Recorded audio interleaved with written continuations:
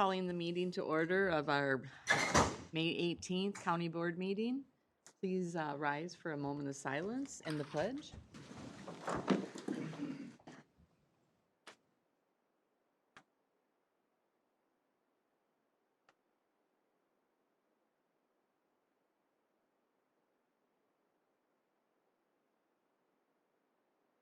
I pledge allegiance to the flag of the United States of America and to the republic for which it stands, one nation, under God, indivisible, with liberty and justice for all.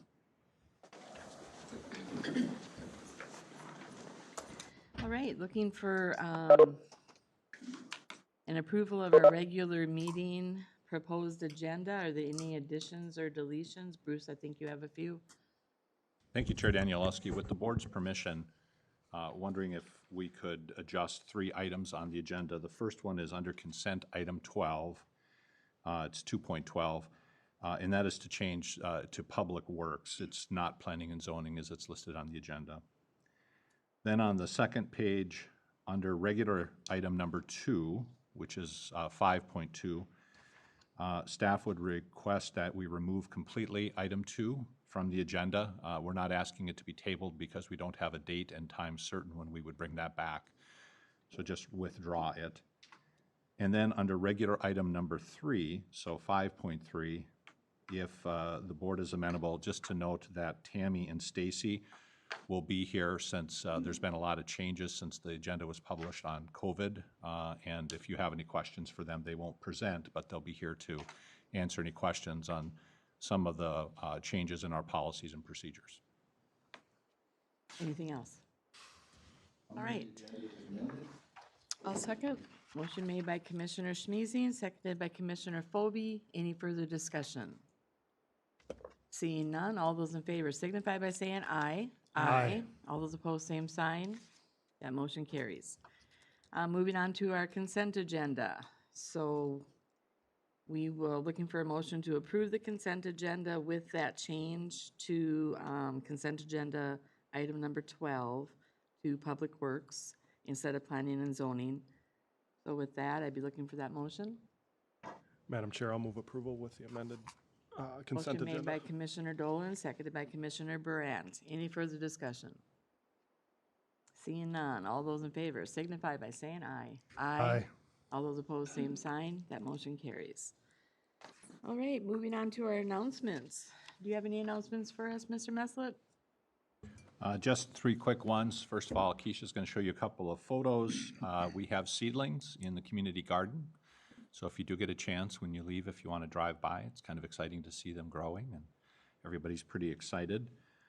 Second of all is we have received a request from the Soil and Water Conservation District, and Commissioner Fobi's aware of this, so I may defer to her a little bit on this, but the SWCD is continuing with their application for a One Watershed, One Plan application for the Mississippi River St. Cloud watershed. As part of the application, there's a request to pre-identify potential policy committee members.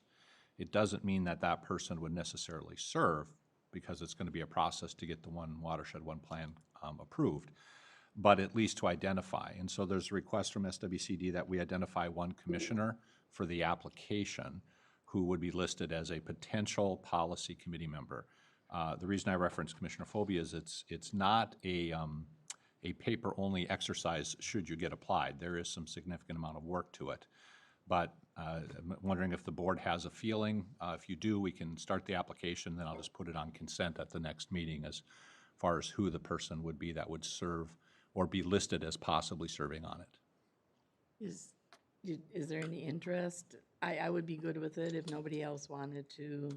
I know your schedule is very packed, so unless someone else had a interest. Well, I was on the previous One Watershed, One Plan. Did you want to? And I'd like to, but I mean, if, Okay, that's fine. No, by all means. did you have anything, Tim? No, I think if Barb wants to stay with it, that's just fine. Okay. Thanks. Thank you. And then we'll put that on for a formal appointment. And then third, just a reminder for those of you who have not yet responded for NACO, if you would be willing to let Keisha and I know the travel plans and the hotel nights. I did send out an email, and I don't know if she's going to survey you before or after the meeting, but just to make sure that we can get you plane tickets and get the right hotel arrangements. Thanks. All right, and I just wanted to add one thing. It is so nice to see everybody's smiling faces, no masks. We're back to normal, or whatever this is going to be. All right. Okay, no further announcements then. Moving on to our open forum. Is there anybody signed up for open forum, Keisha? There is nobody signed up, Madam Chair. All right, is there anybody online for open forum? Okay. Moving on then to our regular agenda. Item number 5.1 is to consider the proclamation of May as Foster Care Month and announcement of award winners. Jody. No, it's not Jody. Where's- Oh, okay. I'm actually going to have Julie present. Okay. Julie. Good morning, Madam Chair and County Commissioners. My name is Julie Melsna, and I'm the supervisor of the Licensing and Intake Unit. I have asked our lead social worker, Mitch Fennell, to join me this morning as we honor and recognize 2 Sherburne County foster care providers and present the 2021 Foster Child of the Year Award. Before we begin, I would like to read the proclamation. Proclamation. Whereas the family, serving as a primary source of love, identity, self-esteem, and support, is the very foundation of our communities. And whereas foster care provides children, youth, and adults with a safe, secure, and stable home, along with compassion and nurturing from the foster family.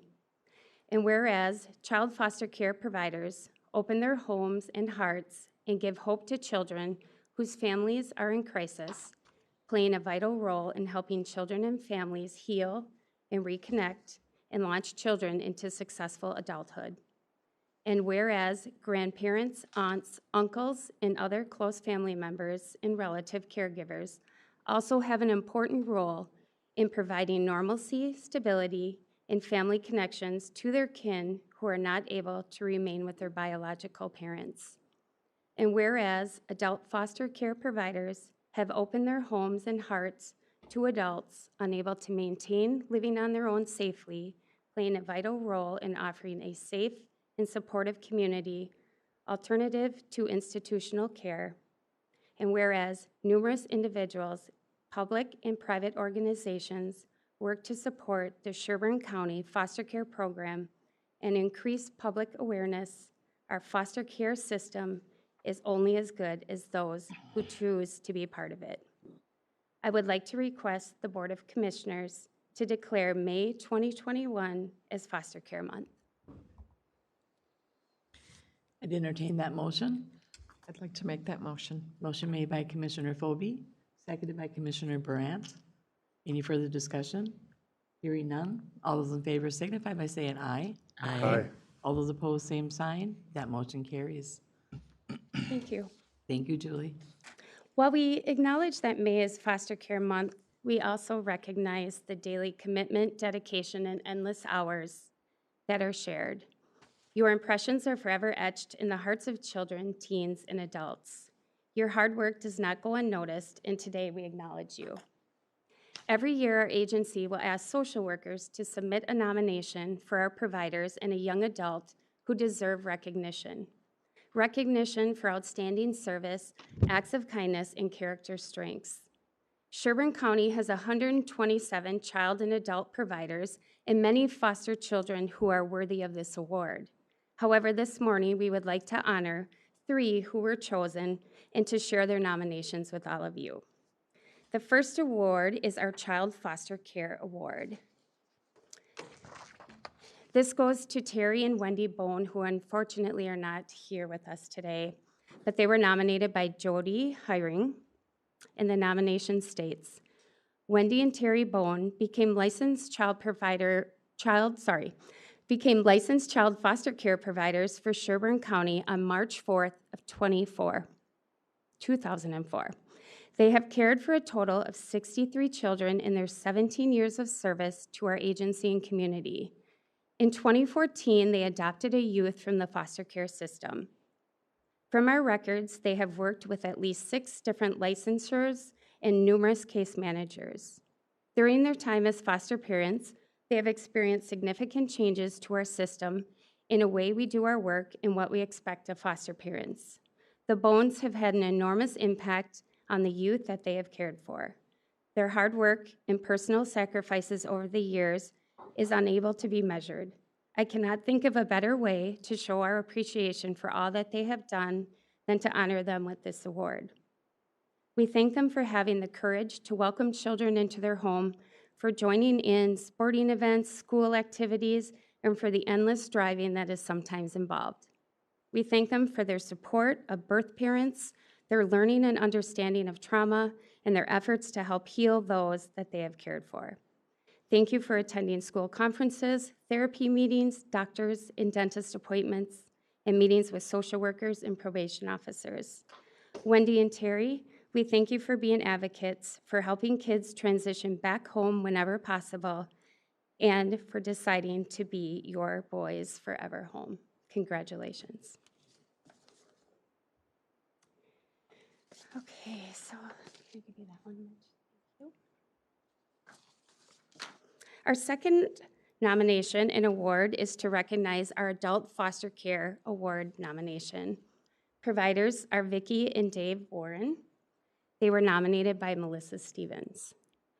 Vicki and Dave Warren have been licensed adult foster care providers in Sherburne County since August of 2014.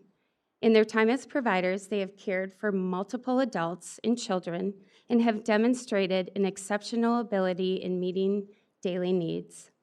Vicki and Dave were nominated by Melissa Stevens, who has worked with the Warrens to help meet the needs of their client.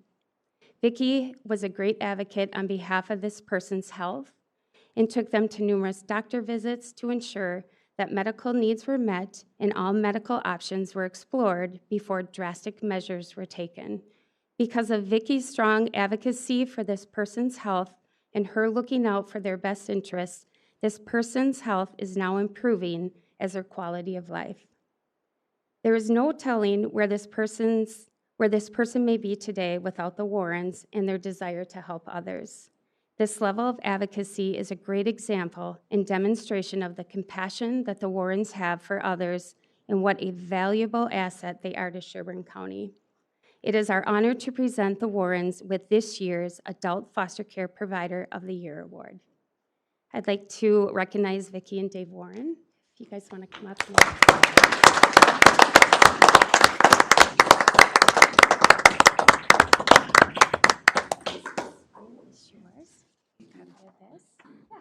Congratulations. Thank you. Thank you. So our third award, I'm going to turn over to our lead, Mitch Fennell, who is going to share with you our 2021 Foster Child of the Year Award.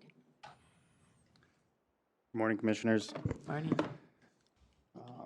This year's award is a special award for a young lady named Angel, who's seated to my right over here.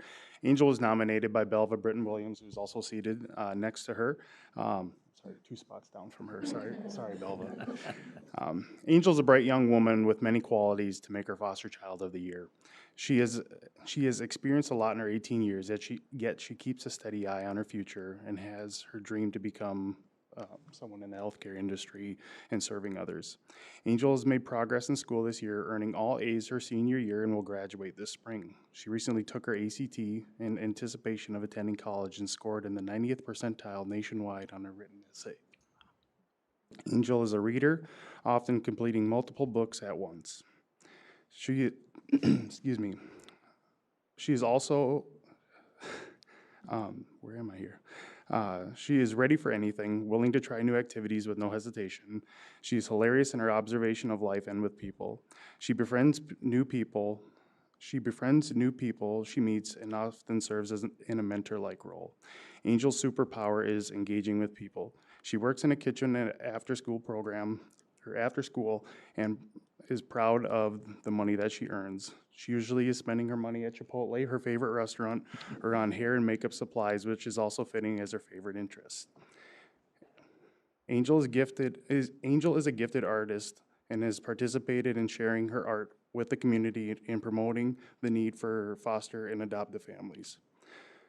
Over the last 5 years, she has found her voice for advocating for herself and for others. Angel was nominated by Belva Britton Williams. Belva shared in her nomination.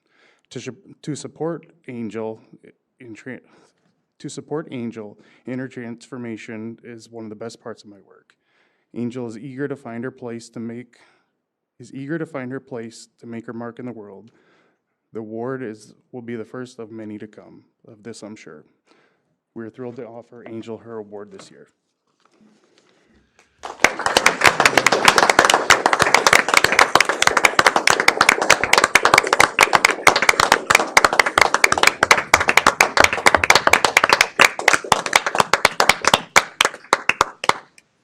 Hi, everyone. Good morning. Good morning. I do not have my speech written, but I do hope to speak from my heart today. This, I would like to let you know, would not be possible without my great social worker, Belva, and all her hard work and especially a newer part of my family, Carrie, my respite provider. If you don't know, I was put into foster care 5 years ago, almost 6, of this month on the 22nd, and it has been a very long, hard journey. Many lessons along the road, and it has been very hard to understand those lessons at times. I've made many mistakes, but to be here today and to stand in front of all of you and to hear of all my accomplishments and to just hear it repeated back to me makes me feel so accomplished. And to all of you, I thank you for all the support of Sherburne County, and I really am so proud to be receiving this award. Thank you.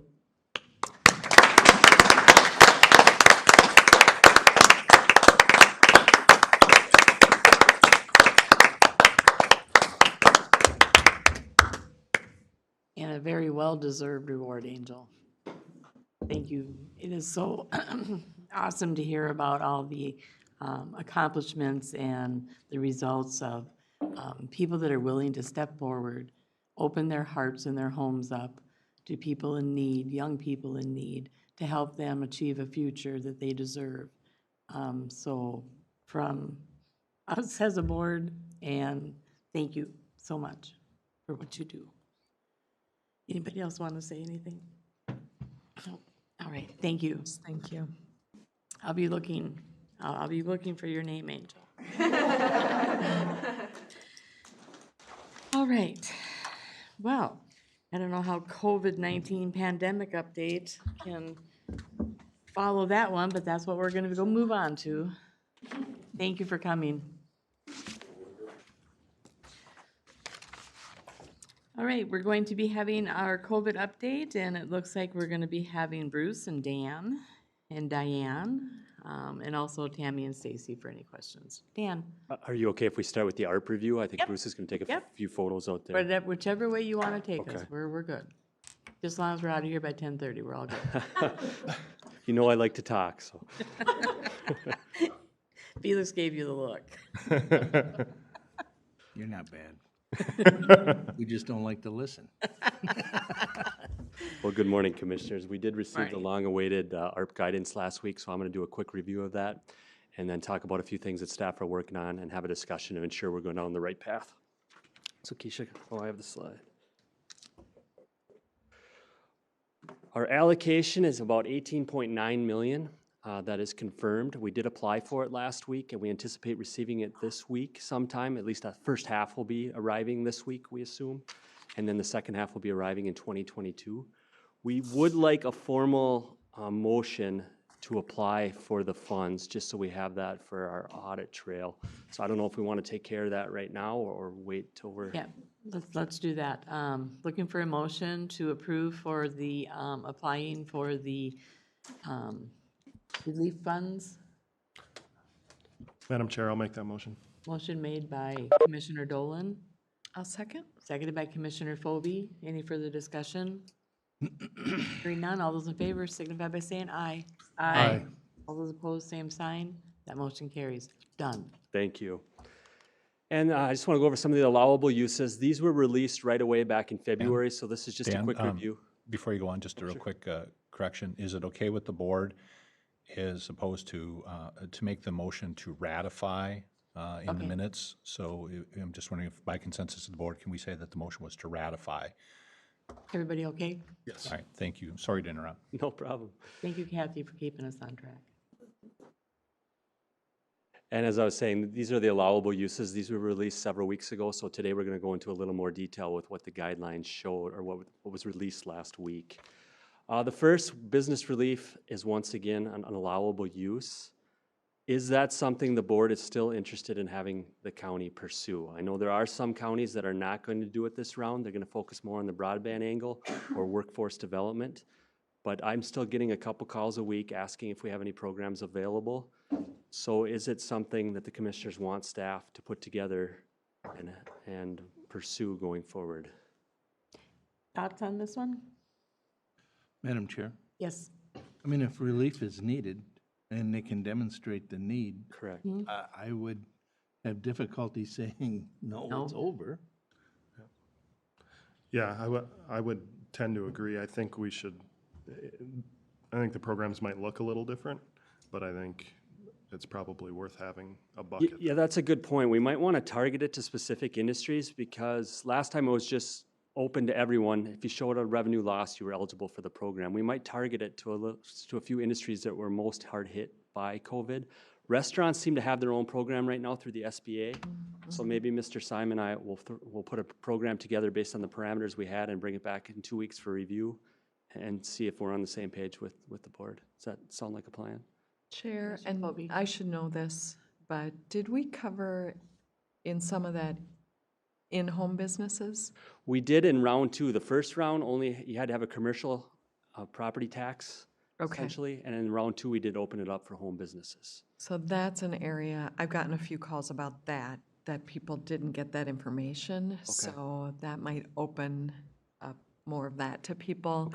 I really want us to be selective because we were, we supported a number of people. So if we continue this, yeah, if there's still a need out there, but I want us to really figure out who got missed. Okay. Would be my sentiment because I really want to focus on broadband and workforce. Yeah. I mean, we've got an opportunity we've never had. Madam Chair. Yes. And the other thing I'd add is, this money didn't just come out to units of government. There's going to be a lot of programs, and just making sure that we kind of keep our ears open so we're not overlapping on a bunch of additional stuff is probably going to be key. So there's going to be, it's weird to say, but there's going to be a lot of money flying around for different things, and I think. And I think, I think I agree with making sure that we hit the really needed areas for business. But we really need to focus on getting our broadband. Because this, like Commissioner Phobie said, this is like a once-in-a-lifetime opportunity for us to really get something strong in broadband that will take us into the future. Sounds good, and we will discuss broadband in a moment. But the nice thing with this program is we do have several years to come up with a plan. It's not, I don't want to say we rushed through CARES, but there were deadlines that we had to react very quickly to.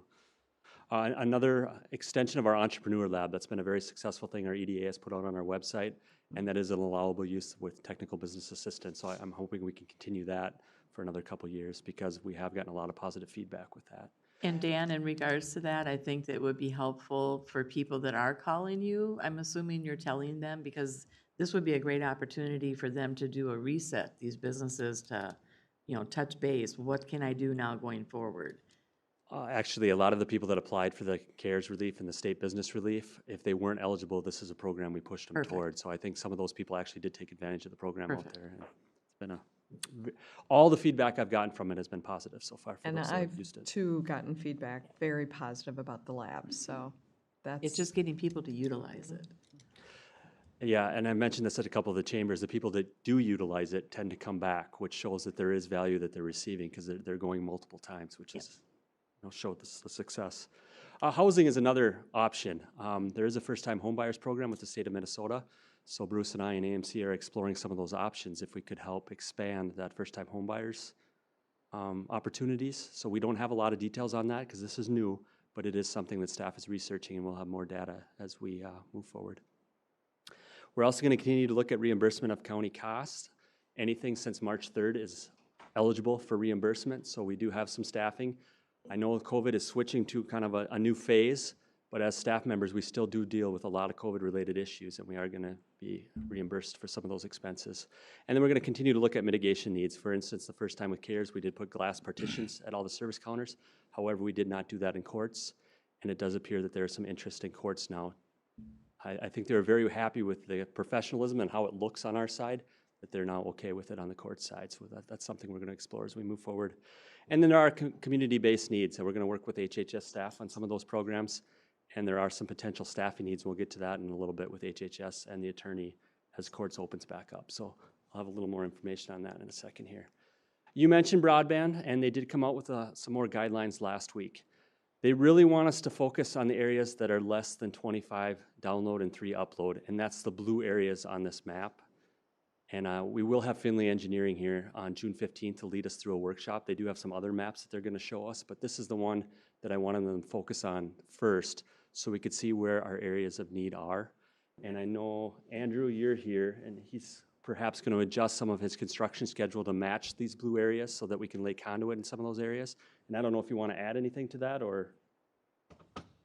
No, other than we're ready to go. If we need to put together just a straight-up conduit project, we can get that going very quickly. And we have met with several providers. We've met with 3 already, so we will have more information on broadband as we move forward. The minimum expectation in areas is 100 down and 100 up. So it is, I know Commissioner Danielowski, you were concerned about that in the past. That is a high standard to meet, but the providers do not feel it should be an issue. So that was good news. The market survey is underway. We did have over 650 people open it in the first week. Unfortunately, only about 350 of those completed the survey, but that is still a very good response rate after 1 week. We do need help with the businesses. We only had a handful of businesses respond, and we have switched our marketing efforts to some of those businesses. I know the GSDC came out with the release today highlighting our survey, but anything you can do to let your businesses in your territories know, or in your districts know, that it's out there, because we do want to get their feedback as well. Dan, are we looking to, I know we've talked over time about creating a task force, and hopefully one that is here to really get us moving. Is that still in the works? Or I know that I've been approached by people that have been very interested in being on We certainly that. can move in that direction. Is that something that would be helpful, or that just kind of create more process that's unnecessary? I actually thought we'd probably have this discussion at the EDA on Thursday. Okay, sorry. Is that something we could bring up Did there? jump ahead then, okay. That's fine. I just, like I said, I've been approached by people that are really interested Absolutely. in serving. But perhaps the EDA could come up with a recommendation to bring Okay, back to the board, perfect. if you're okay with that? Perfect. Okay. With that, I don't want to slow the process down. Right, So that's what I- whatever is less cumbersome, we've got lots of work going on here, I think, Yes. with you, Dan, and just whatever we can do to best support that. Okay, appreciate that. Before I move on, does anyone have any comments on broadband? I just want to say, I think we're ready to hit the next phase. We're very prepared when we talk to these providers. They want to work with us because we're so prepared and we have a process in place, so that, I think we're going to have projects in 2021 to move forward with. Did the previous study, Dan, actually is providing some help in moving us forward in regards to what it told us? What was that, 5 years ago, I think? It's help, but they are very excited for the more current data. So Right. this market survey that'll be Okay. completed at the end of May will provide them with some data on pricing and Right. But I not think just the maps, but the type of service that are in these areas as well. it did create that spine look, like we have a general idea, right? Yeah, they actually have a map of what it looked like 5 years ago and what it looks like now. Mhm. So, you'll Okay, see we have been making progress, and it should be a very valuable workshop here in a couple weeks. Awesome. Just thank a you. quick question, Dan. As I'm looking at the map, I see roadways that are served that kind of, and then surrounded by huge underserved areas. And actually, to build the infrastructure in there, you may be building in what would be a served area. Correct. To service an unserved area. Yeah, and that is allowable by the program. is If you have to go allowable. through a served area to All get right. to an unserved area. But, so we don't, otherwise it would appear to block the Exactly. ability to expand out into those underserved. That's a very good point, thank you. Moving on to revenue loss. This is something new with the ARP guidelines, and I use passports as an example. They use a baseline of 2019, our last full year pre-COVID. So you can see we had about 2,700 passport applications. And then in 2020, we only had 1,600. So they're attributing that loss to the pandemic. We can use two formulas. One is the 3-year average, and that's what I calculated on there. And you can see in Sherburne County, there was actually a downward trend on passports over the last 3 years. Or 4.1 is the minimum adjustment allowable by the guidelines. It's the greater of those two per the Treasury guidelines. So in our case, we'd use the 4.1 in this instance times the base of 2019, and we could have expected about 2,769 passports in 2020, which would be a revenue of 96,000.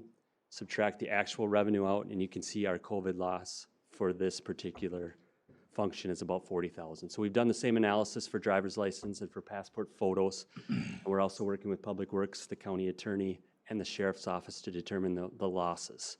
And that number is going to be key because recovery of lost revenue, you don't just get to put that money into your reserves, but that money can be used for a lot more flexible uses. So for example, just a nice round number, if we lost $1 million due to COVID, we can use it for government services, a broad range of government service, and that can be operations, it can be new infrastructure.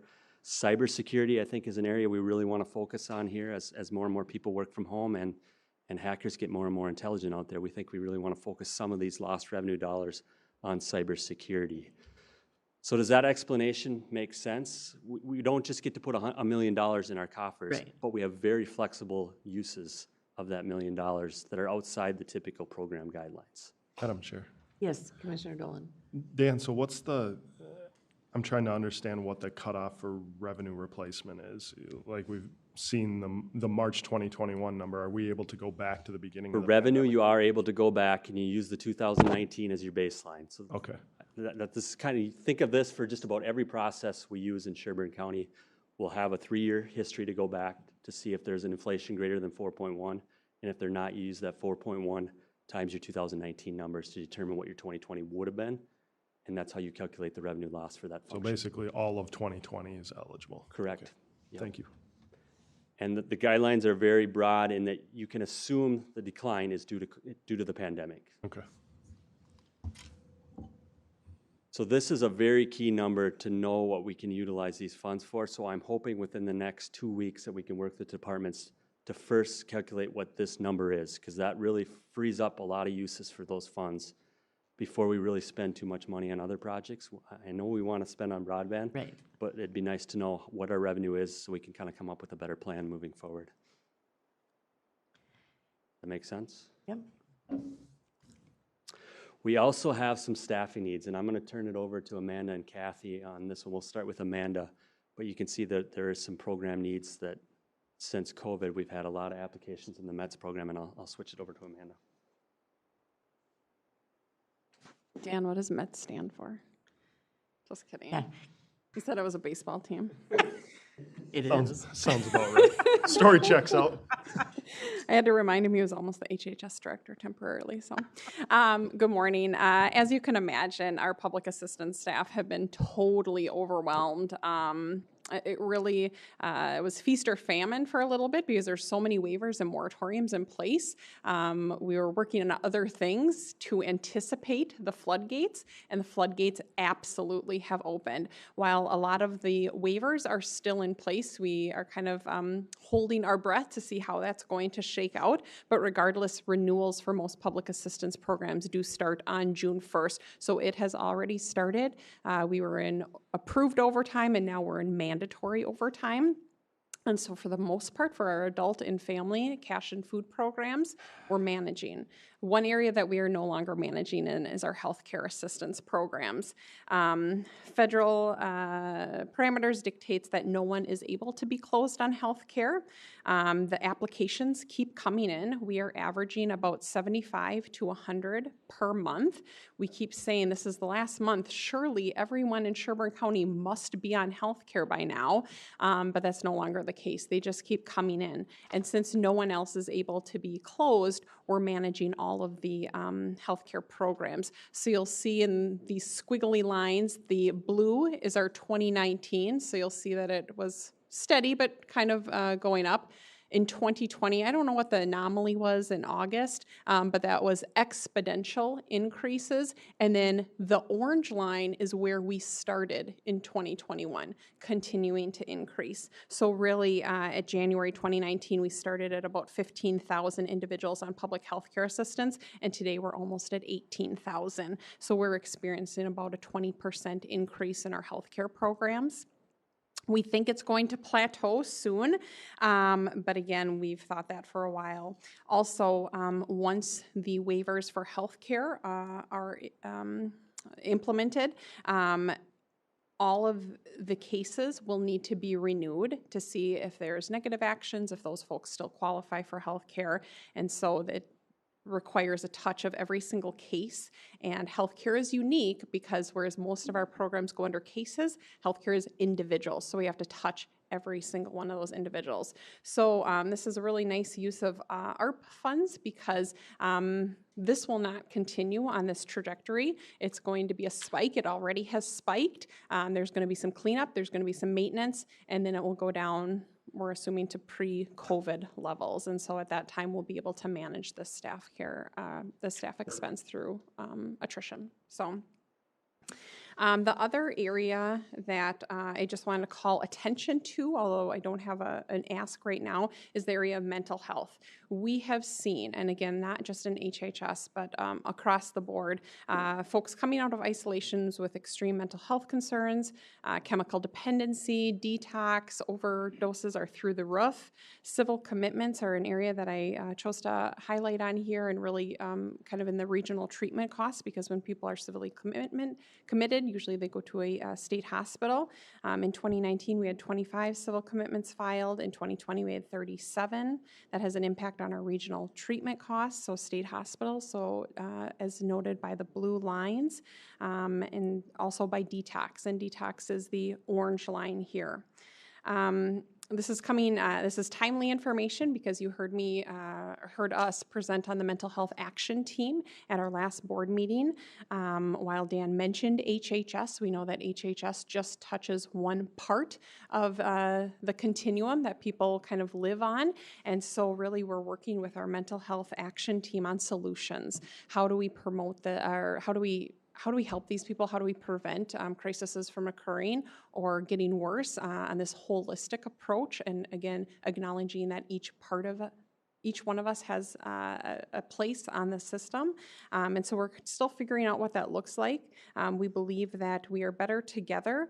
And we also think that kind of taking what Stearns has done with their community action team, they've been able to quantify decreased cost. So while I don't know if I can say the same as METS, that the need for the staff person will no longer be there at the end of the 3 years, I can pretty confidently say that if there is an investment in a staff person or two, whatever that looks like, we will see a decrease in these regional treatment center costs, these detox costs, these civil commitment costs, hospital utilization, which doesn't necessarily hit our budget, it's still a system cost, and then decreased unnecessary incarceration. So I just wanted to kind of plant that seed for potential future asks. Okay.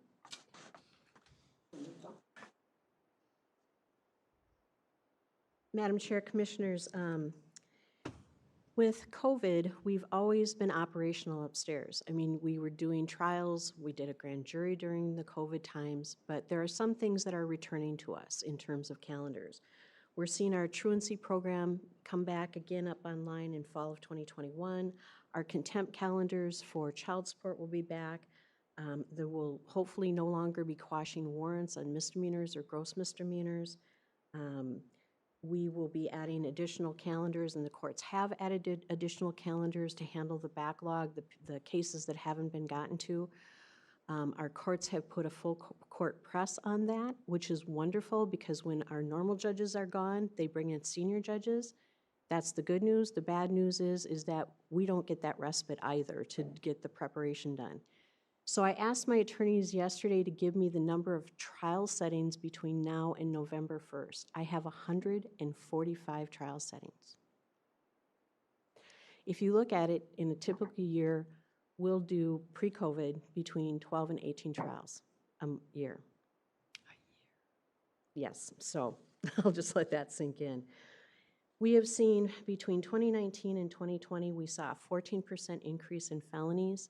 I did the numbers yesterday looking at our open case files that just came in and have come in through the first 4 months. We've seen an additional 7% increase. We're busy. And we have a number, as you are well aware, of high-profile cases that we're dealing with that have significant ramifications. So, in fact, we just did our first mentally ill and dangerous. The last time I can remember we did one of those has been literally a decade or so ago. So we're dealing with some pretty significant cases that we haven't had to deal with in the past. I would like to blame this all on my chief deputy. Every time he left me in the past for vacation, everything blew up. He retired. I agree. Here we are. No, and I tell Sam that too anyway. So there clearly is a need, and with our numbers growing, I'm not sure how that's going to abate after we get through the lump that's going to go through the district courts. But there is definitely a need.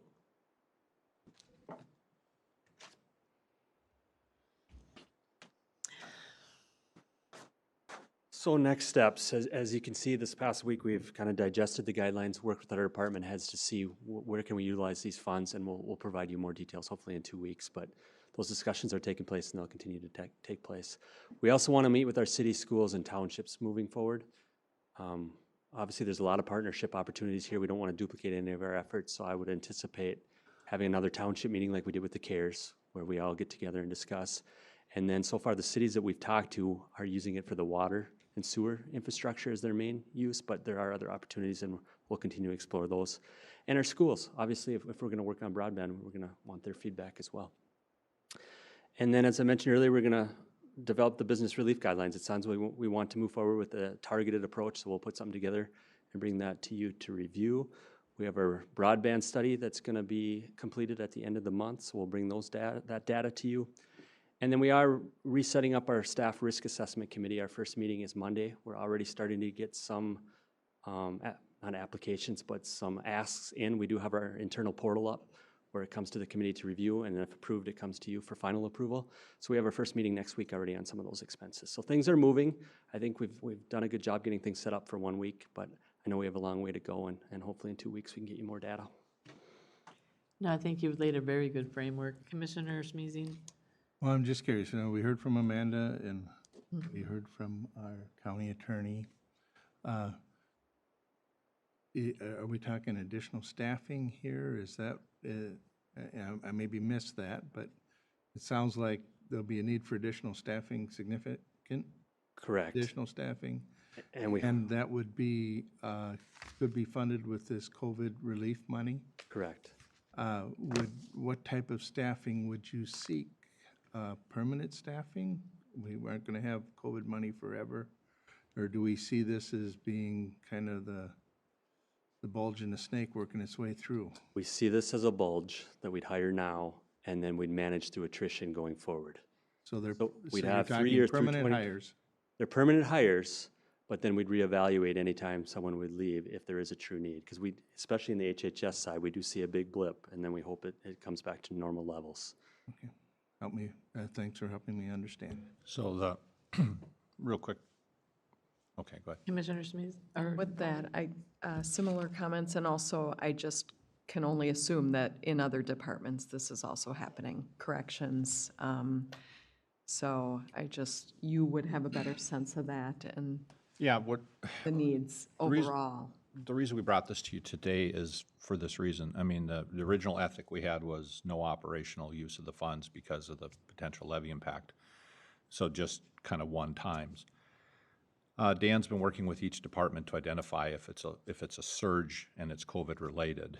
And so what we're really doing is a little bit of a philosophical shift if the board's comfortable, and that is exactly as you and Commissioner Schmiesing mentioned, which is in good faith, we're trying to identify department needs that are operational, that are directly COVID related, and we truly believe will dissipate over time. If we don't, we need to bring those as a levy increase. If we do, and it fits the timeline, we would recommend using ARP funds. And as Dan mentioned, here's the reason, Commissioner Schmiesing, why we're thinking permanent hires. For those of us who've been around a while, we remember min choices. And a lot of counties, when the min choice got dumped on the counties, they thought it was going to be a 2 or 3 year surge. And some counties tried to hire LTEs. Did I get that right, Tammy? Limited term employees. Well, first of all, a lot of people don't want to get hired for a 3-year contract because they know they're not going to continue. So it diminished our capacity to recruit. Second of all, min choices didn't go away. Those hires became permanent. So there's a risk with this. But we truly believe if we're diligent and proactive, the attorney can watch the staffing needs, and she knows that in 2 or 3 or 4 years, if these numbers settle down, we would attrit out 1 or 2 staff persons from that office. Same thing with Amanda's staff.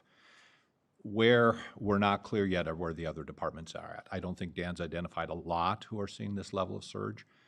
We are seeing surges not necessarily in staffing, however, so you mentioned Jay. You know, we're watching very closely what's happening with his numbers. So that may be a contract expense, which is easier to do. Staffing has some risks, but we do think it's a philosophical shift that we should consider. And a lot of this will be reviewed during the budget process. Just the attorney's office and the HHS had immediate needs that we needed to explore to see if it was something that we could at least move forward with. So it'll still go through the same process. It'll still have to go to the risk assessment committee to make sure it qualifies for these funds, and then it would come back to you for final approval as well. Mr. Smeezy? Well, I mean, all of this is going to have a lot of interplay with our budget this year and what we do. You know, you guys are about like you're getting dumped a double whammy on this because you're having to do this, and then there's going to be interplay with our budget, and then you guys still got to do a budget, so that's going to be difficult. I understand the idea of permanent hires, and I think that that's worth the discussion. But we also will have to be disciplined so that we don't allow things to morph into positions that we fill just because we have them too. You know, there'll be responsibility on management's part to do that, and I'm sure they'll be up for it, so. All right. Any further questions? No? All right. Bruce. Oh, Bruce. Just one final comment on that. It is incumbent upon us to do this, and unfortunately, you know, governments tend to grow a lot more than they shrink, so it's going to be a challenge. I would note that we're actually seeing it as a triple whammy, because if you remember, before ARP, the board wanted to do what I'll call a strategic priority budget next year versus just an incremental budget, and we've been working with staff to bring back to you in June a discussion of kind of those key initiatives that you wanted to highlight early. Because COVID is now coming back on our plate, you know, we may, when we do that, want to work with you to truncate that a little bit, because our priorities will be this program. But we do want to honor the request of the board also to come back and talk about those kind of big movement issues. The other one that Dan had on his slide, and I don't want it to go underserved, is mental health. We will work with some of the mental health providers, and that may be more contractual versus in-house, because there are some mental health providers that stepped up to the plate with schools last year. And if we're seeing long-term mental health issues in the community because of COVID, it may be that will be a stronger initiative than even what we've laid out for you today. All right. Madam Chair, just to jump back quickly to staffing, I mean, all of these staffing requests that you're talking about will have caseloads, right? I mean, so that, as it's done, could be gridded and understood as you move out into the future, what caseloads look like, what the need is. The need may change. It may not be a COVID need in the future, and that's what you're saying, basically. But I think that it should be pretty well defined right from the start, what that expectation is. All right. Thank you. Anything further? No. Okay, thank you, Dan. Okay, at this time, then, we're gonna move on to our commissioner report. If you're okay, Nicole's here, so we can Okay, get the sorry, update Nicole. from Nicole. And then, Give us a quick update. after that, we do have a request to amend the emergency order of the county. Okay. Hi, Sorry Nicole. for my tardiness. I missed one of those agenda items, so. Actually, I think I have good news today. So testing rates. We continue to test at a nice level of testing. So we are not in a caution or high-risk range. The state of Minnesota is doing a good job making sure that we're still testing for COVID.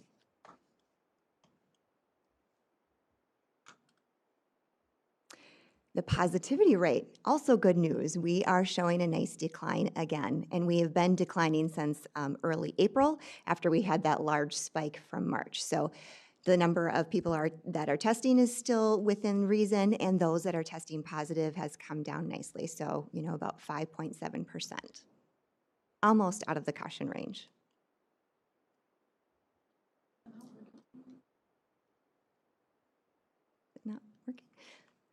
The 14-day formula, so we've been monitoring this for some time and just looking at where that 14-day case rate falls. We had some large spikes in March, and we've continued to come down nicely. This, of course, is a couple of weeks old, so when we get to the next slide, I'll give you a little bit more update of where we're at currently. So for our region, we still tend to be pretty high, and that's at early May. But when I looked this morning, our rate is actually 42.8, which is really good. That's in between that 30 and 50 range. We're not in the red anymore. We're in that orange, if you remember back to August. So, still would have recommended a hybrid situation for schools, but we're certainly not in that all-distance section. Different school districts in our county continue to be in the red, though: Becker, Big Lake, and Princeton. But Elk River and the St. Cloud area are a little bit lower. So overall, we're seeing nice decreases, but those school districts do have a number of cases in each of their schools. So there was 11 schools on the list this past week. Hospitalizations are also decreasing. We continue to be in the red throughout the state, but overall that's coming down well. Capacity levels locally have been okay. I don't have a specific capacity rate for our region or for our county, but overall we've been assured that our local providers have ample space and staffing to care for anyone that would need to be hospitalized. And good news, we continue to make progress in those getting vaccinated with at least one. We're up to 40-some%, and for those who have completed, 33%. We are not at the bottom anymore. There are a few counties that have continued to stay lower, and we've increased a little bit. So we're happy to see that.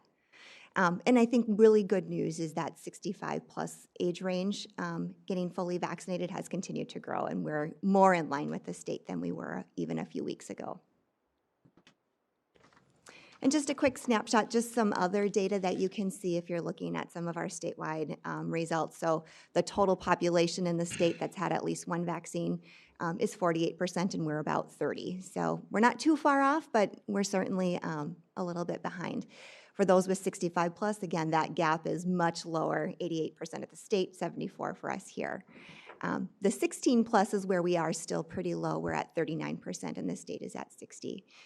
We're making progress, though. We're certainly offering that to our students, and now we'll be shifting to the 12 plus even as early as next week, as long as we have all of our orders signed. So we do have some who are already interested and have been on our waiting list. So we'll see how those numbers play into this as well, because this is really 16. We don't have that 12 to 15-year age range included in this data. And despite our numbers decreasing, we've still had a lot of second dose clinics that we've been finishing up here in May. So April was a very busy month for us, and we continue to have clinics last week, this week, and looking to next week too, where we're doing a lot of those second doses. And we've really started to combine the second dose clinics with anybody who needs a first dose. So really just making that open and accessible to whoever, and those dates and times are on our website. We still don't have that 72-hour requirement, but we do have a 7-day, and overall we're doing better at getting those vaccines out within the 7 days. but we're still a bit behind from where we were. We did have an opportunity last week to order some additional vaccine that's not subject to the 7 days. So we do have an allocation of Pfizer that our healthcare system is storing for us and a little extra Moderna. So as we move forward with that 12 plus and then into the fall, we should have ample vaccine. Also, I'll go back just 1 second. We have been selected to participate in a pilot project through MDH to do some additional outreach. And what they're looking at, I was actually in a meeting this morning with them, they're looking at text and emails to a repository of numbers that they have.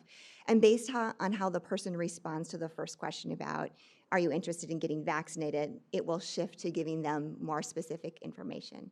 If they say they're not interested, it will prompt them on reasons why, and then really kind of work through answering whatever their concern is.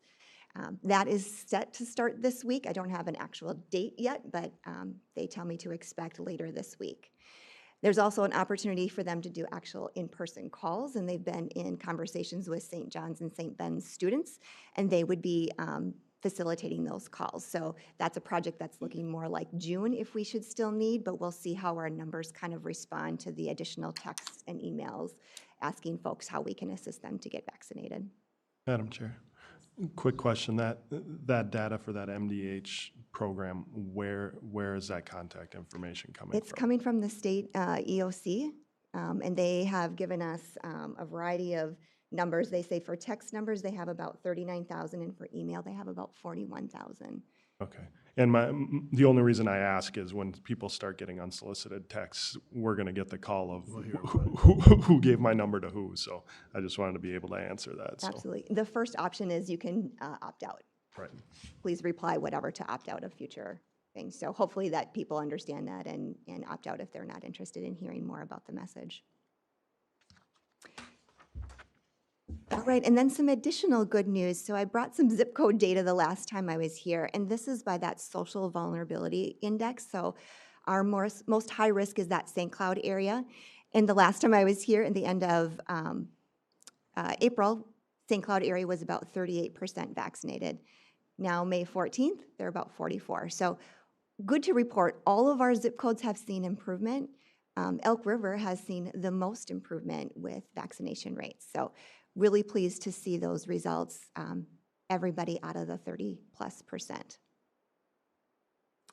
And then the next map is just in general, so not based on the social vulnerability index, but overall how our zip codes are doing with getting vaccinated. And again, progress in all, and the most progress in the Big Lake area. So from that 39 to 43%. We still have one Becker in the 39% range, but certainly progress where we have most of them out of that lowest quartile. And one other tidbit of good news, for our annual reporting in public health, we needed to talk about how we expended all of our COVID funds and what our staffing hours looked like for 2020 related to COVID. So from March of 2020 to December, our total expenditures were $379,426, and it came from all of those funds. So our federal cares, contact investigation, that was a reimbursable fee that we did for service. The state funds for COVID, we were able to shift some of our SHIP funding and our Title V maternal child health funding to help with COVID response. And so overall, we were able to expend those dollars, and we did not use any local levy dollars. So a good news there. And we had a lot of hours dedicated to COVID work, as you can see there on the right. Most of those hours were regular hours, but there were some that were overtime or beyond those for exempt folks. So we'll continue to monitor these, and we'll be reporting on these again in 2021. But overall, good news there. Any questions? Questions for Nicole? No? Thank you. Thank you. So just a couple other quick items. We did make some adjustments with the new changes at the federal and the state level regarding mask mandates, and protocols were sent out Friday and then updated yesterday for staff and for visitors. Tammy and Stacy are here if you have any questions. Unified Command did authorize them. We don't have a formal endorsement by the board scheduled because the packet was already done, but obviously if the board feels strongly one way or the other, we can adjust now. Or if you feel like it was a good decision, then we'll just proceed with what we've done and put in place. The next step would be removing some of the signage or updating the signage on the building and things like that. Any questions on this? I think that you did a very good job of reacting and getting things put in place and getting our new procedures outlined. I did not personally see anything that was wrong with what you guys did, so I'm in favor of it. Do you want a formal? You know, I think it's incumbent upon the board if you feel that you could affirm or ratify the actions of the Unified Command. That might be helpful for our audit and everything. So that I don't think we amended any formal policies. We just did guidance. Is that right, Tammy? Yeah. So how would you Chair, want? I'll affirm, make a motion to affirm the Unified Command. unified commands. I'll second. Okay, we have a motion by Commissioner Smeezing and a second by Commissioner Phobie to approve the ratification of the EOC's recommendations to the board. Does that suffice, Kathy? Okay. And that was actually outlined to us in an email, correct? Yep, correct. Okay, perfect. All right. Any further discussion? Hearing none. All those in favor signify by saying aye. Aye. All those opposed, same sign. That motion carries. And then the last action item is to consider formally amending our declaration of a local emergency. County administration is recommending modifying the order after a year to remove COVID-19 as the basis for remote meetings. Meetings can continue, but they will continue under the baseline statute. And so with the advice and support of in terms of drafting from the Attorney's Office, we are recommending Resolution 051820-AD-2042, which would formally amend your emergency declaration to facilitate a return to normal conduct of public meetings of county boards, county committees, and county commissions. So not just this board, but all committees and commissions. Madam Chair? All right, yep. I would like to make that motion. Motion made by Commissioner Smeezing, I'll second. seconded by Commissioner Dolan. Any further discussion? Hearing none. All those in favor signify by saying aye. Aye. Aye. All those opposed, same sign. That motion carries. All right. Okay, moving on now to our commissioner correspondence and committee reports. Who wants to start? Ready. Okay. I came down for the public safety event on the 7th. Was a very nice presentation, or very nice. Enjoyed being there.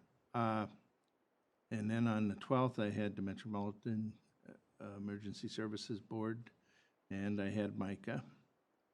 And then on the 13th and 14th, we had, I was at MCIT, so that's all I had.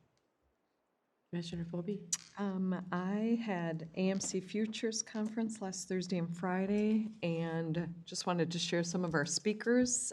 Janet Topolsky was with us from the Aspen Institute. She does a lot with rural economic development. If you Google her, pretty amazing. And then we had Jennifer D. Cubelis with Hennepin Healthcare, who does a lot of work with innovation and creative and getting us out of our silos to serve our public better and save money.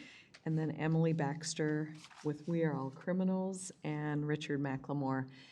Many of those will come back. You've probably gotten notices for coffee and conversations with some of our past speakers. Susan Brower will be with us on Monday if you're interested.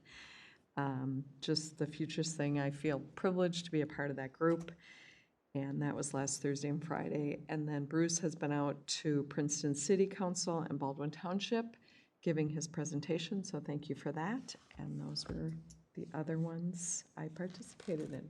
All right, that really sounded like a really good list of speakers for that meeting. Very, some of those sound like they might be good speakers to come out to EDA or other opportunities out here. All right.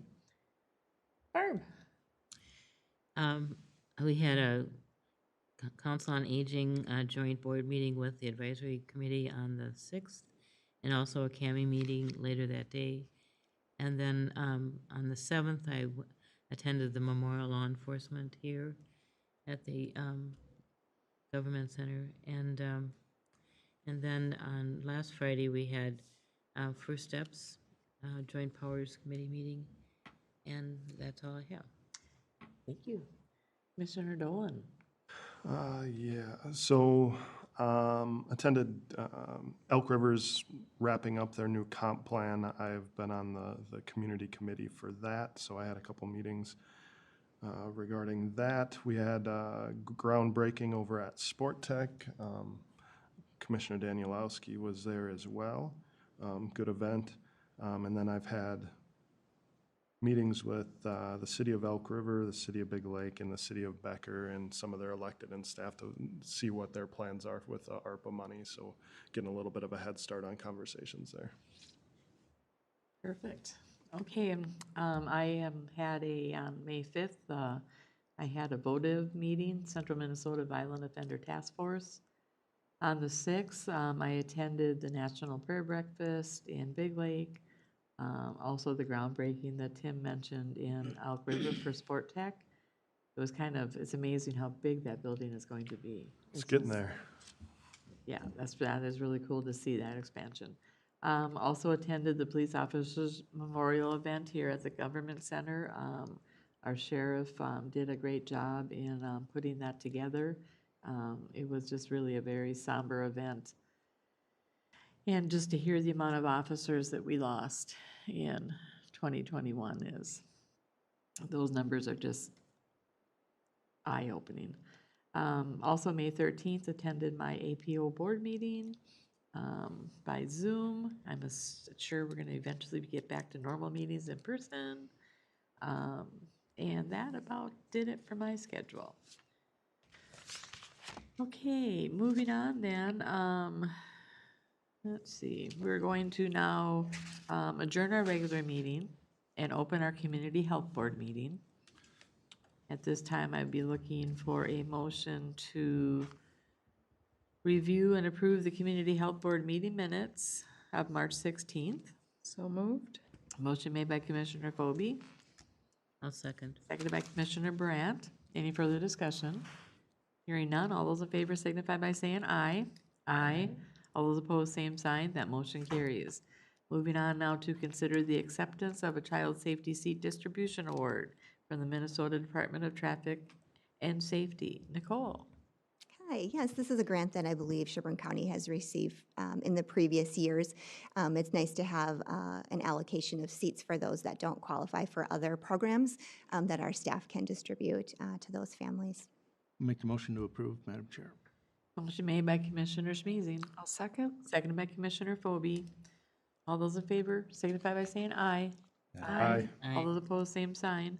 That motion carries. All right, moving on then to the Community Health Board regular agenda. Looking then for do we have to approve the regular agenda? I'll move approval. Motion made by Commissioner Phobie. I'll second. Seconded by Commissioner Brandt. All those in favor signify by saying aye. Aye. All those opposed, same sign. That motion carries. Moving into receiving the Community Health Services Administrator's bi-monthly report. Nicole. Sure. Keisha, can I have you pull up the county health rankings as well? Did you add in the pictures, Amanda? Did you add in the garden pictures? No? Oh, okay. County health rankings would be great. Thank you. I believe Sherburne County has had presentations about where you fall in the county health rankings in the past. So again, this year they have come out. And overall, our rankings have stayed pretty much the same. But if you want to go to the next slide, we can.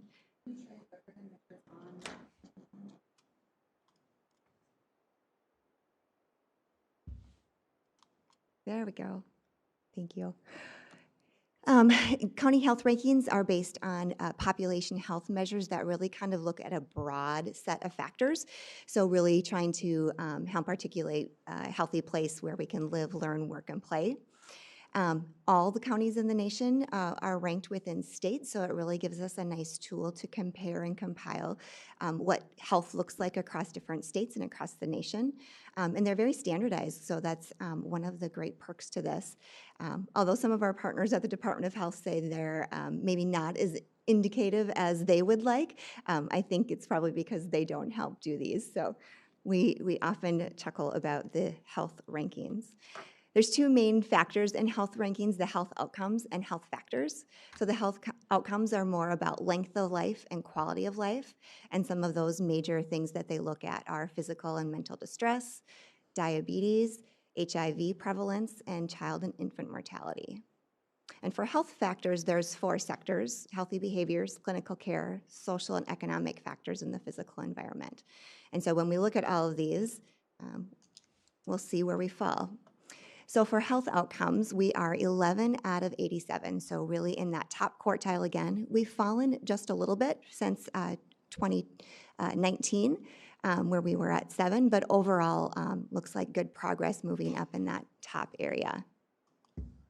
So what changed with these outcomes? We've had an increase in premature deaths, and not surprising for 2020. I imagine there are indicators of COVID throughout all of these data. For quality of life, we also saw an increase in poor or fair health, poor physical health days, and poor mental health days. And I think Amanda touched on that earlier when they talked about suicide and substance use and mental health. Not surprising that that was one of our indicators that have decreased.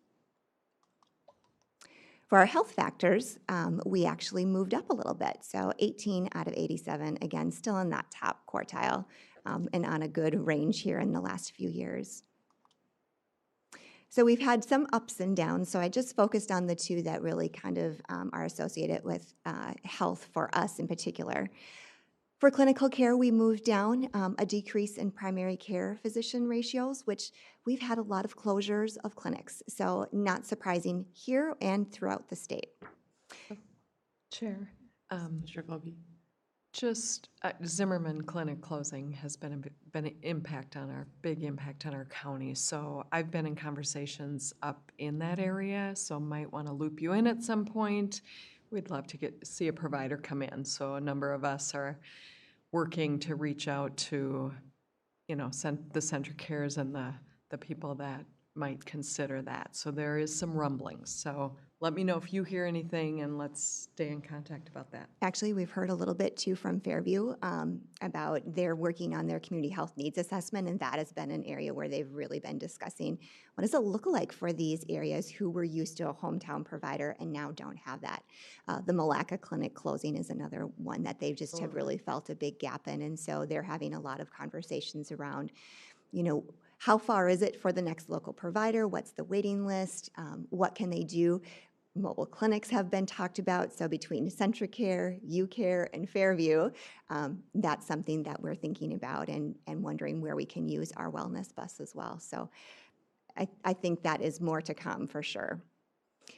Dental providers too, there's always not been a great assortment of dental providers, so again, not uncommon to see that ratio decreased.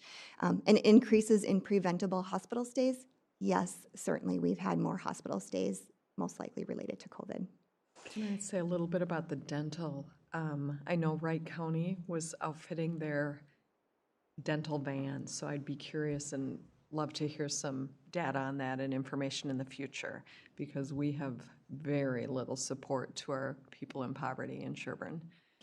We Looking for actually dental had care. some conversations within HHS around dental providers and even bringing some in-house and kind of looking at what that might mean after COVID. So certainly recognize that as a gap in services here, and we'll see where we can maybe try to fill those a little bit. Madam Chair, Yes, Commissioner Dolan. quick question on the clinical care piece. So in looking what goes into this, this could be dramatically impacted just by business decisions, not necessarily a lack of quality care. Right. Other than the increases in preventable hospital stays, people shutting down clinics doesn't necessarily mean that we don't have access to care. It was just a business decision by those clinics. Correct. And I think that's why the Department of Health kind of uses a different lens when they look at this, because a lot of these things are not really within our control or our span. So certainly noticing that they do affect health, but how much are we able to shift that? But I think even just recognizing that that is a component and that we've had some conversations is a good place to start. Madam Chair, I Yes, think we Commissioner did do Frazee. a letter of support for Wright County for dental clinic in their new facility. Yes, we did. And I think that they got the funding for that, didn't they? I think so. Support Yeah, they needed, the so bonding bill. I imagine that isn't going yet, but keep us posted on that if you would, please. Absolutely. Yeah, Sarah has reached out on a couple of occasions to talk about kind of where they're at with the dental provider, and I'm sure we'll have more information in the next coming months. Thank you. Yeah. For healthy behaviors, we have an increase, but I'm going to say that it might not be as much of an increase as we think. The sexually transmitted infections have shown decrease, but I think we haven't had people tested.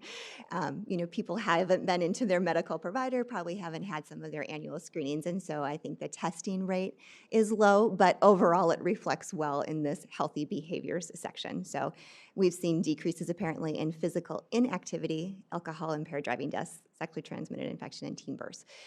Teen births, though, I think that is a pretty solid number. That really has not been a significant issue here in Sherburne County in the history. But hopefully more people got active during COVID when there was nothing else to do. So I'm going to chalk it up to a good thing in COVID. Madam Chair, one more thing I think we should probably note in these movements is we can blame some of this stuff on COVID, but we're comparing ourselves to other counties that were also Absolutely. dealing with COVID. So Absolutely. the movement is what it is. So Yes, very true. Thank you. Good point. So that's the end of the update for the county rankings. Any other Just- questions for Nicole on that one? Oh, okay, go ahead. And just a few other updates for COVID in particular. We continue to work on our demobilization plan, and it really is kind of a full evaluation of every role that everyone's had. What duties need to continue? Can we shift them into some existing roles, or does this person need to stay in that role and we need to move other duties around? So it's really kind of been a cookie cutter kind of conversation about where we think things will need to go. Certainly recognizing that the data piece is something that we really want to continue to be really mindful of. We have a lot of different data sources, and we're going to want to be looking at that for different trends. With the changes in the mask mandates, we're curious to see what our cases look like, if testing rates change, and just really want to be using that data to help us make informed decisions. So that's one place where we're really looking at how this looks. And the other part is our disease prevention and control. We've always had staff that's kind of their primary duty. And now that all of the lessons we've learned during COVID and infectious diseases, we're wondering what things we need to continue, maybe more so than we had in the past. So that's certainly one area. And our FEP coordinator has always been very busy, but again, that planning piece and understanding how important it was to have that solid base and to have all of the staff trained and ready to mobilize, just making sure that we do that deliberately in the future. For a few other updates, our survey that we do in coordination with CentraCare, Stearns County and Benton County has been in the field since early April. We expect those results to be in by the end of May, and then they'll start to go through and analyze and clean them up for us. So I'm guessing about midsummer we'll have some new data to look at for those health indicators really just locally. And Amanda mentioned earlier some of those waivers have been extended. WIC is one of those that has extended the virtual visits through about mid-August. We will offer in-person visits to those that have that preference and make that possible. But again, probably the majority of our folks will do those virtual visits via phone or video. And for family home visiting, Commissioner Brandt attended our meeting last Friday where we gave an update that our staff are changing to a new evidence-based model called MESH, and they're all scheduled for training here in June. So once that training's completed, we are expecting to launch this new program and resume some of those in-person home visits. So staff are very excited to get back out into homes and see families.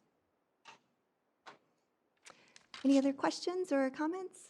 Any other questions or comments for Nicole? No, thank you for that update. All right, thank you. Thank you.